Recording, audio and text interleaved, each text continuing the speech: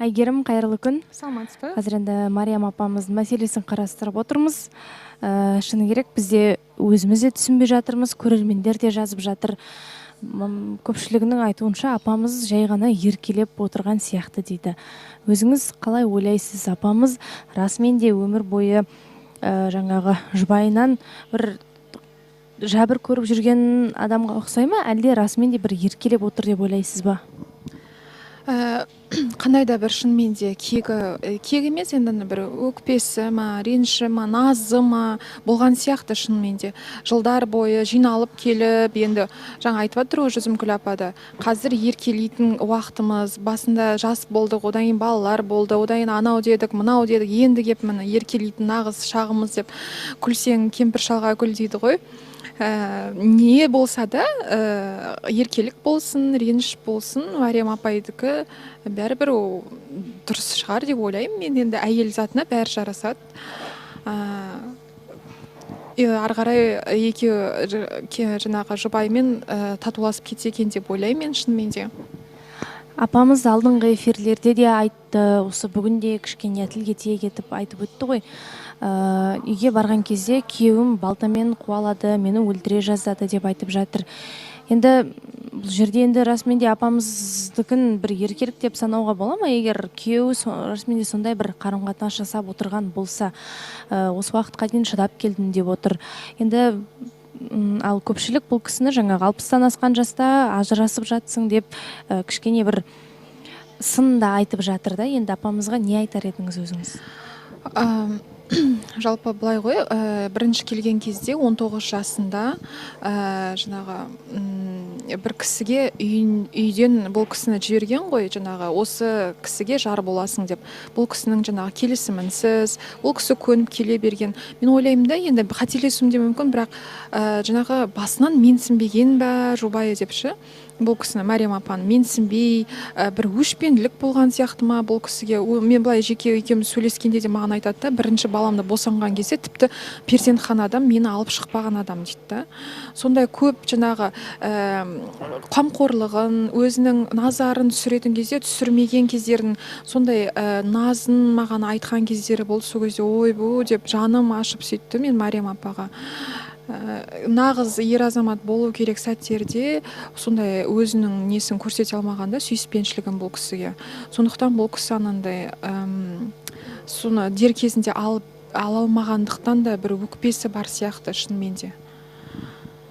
Негізі былай адамның жаңағы несі сырт көзден білінбейді. Мысалы қазір телефонмен сөйлесіп отыр да, жап-жақсы адам сияқты да, бірақ оның отбасында басқа жақындарына ол қандай адам біз білмейміз ғой. Мысалы көп адам өкінішке орай сырт көзге жақсы болып көрінеді да, өз жақындарына сол сырттағы айдаладағы адамдарға жасап жатқан жақсылығын өзінің отбасындағы үй ішіне, жақындарына жасай алмайды өкінішке орай.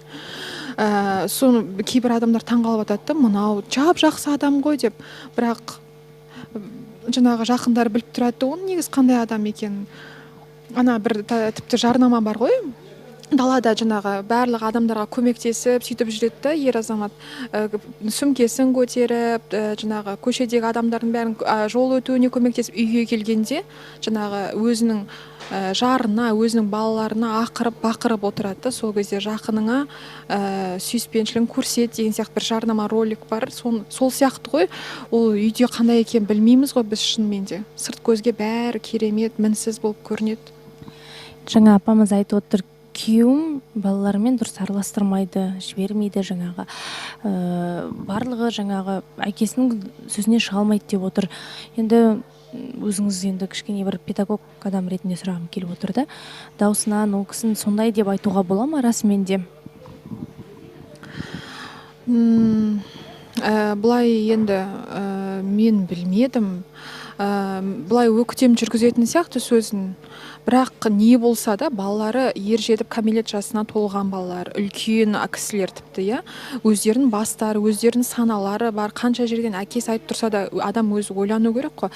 Бұл әкемнің айтып тұрған дұрыс па, әлде бұрыс па деген сияқты. Кішкентай бала емес, мысалы 17, 15, 13 жасарда жеткіншек, жасөспірім емес.